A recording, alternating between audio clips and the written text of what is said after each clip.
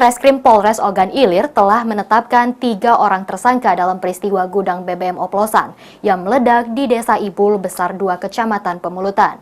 Ketiga tersangka yang ditetapkan ini merupakan pekerja di gudang.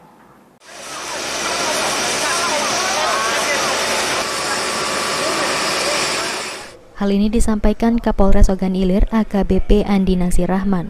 Menurutnya, dalam peristiwa gudang BBM ilegal yang terbakar terjadi pada tanggal 1 Agustus 2023.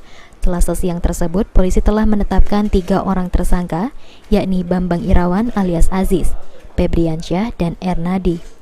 Ketiga yang ditetapkan tersangka ini merupakan pekerja di gudang BBM ilegal ini. Ketiganya pekerja yang bertugas mengoplos BBM ilegal jenis Pertalite maupun solar.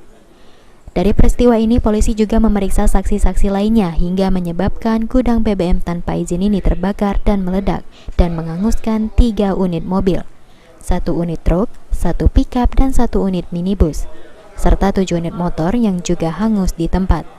Tidak ada korban jiwa dalam kebakaran gudang BBM oplosan ini. Hanya 2 orang mengalami luka berat masih dirawat di Rumah Sakit Bari Palembang.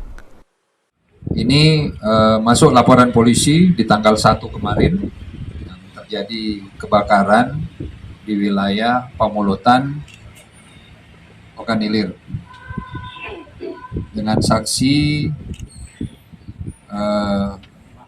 ada 4 dengan inisial AP, ND, kemudian GS dengan tersangka Bambang Irawan alias Aziz, kemudian Febriansyah dan Ernadi sebagai pekerja. Ahmad Romawi, PAL TV.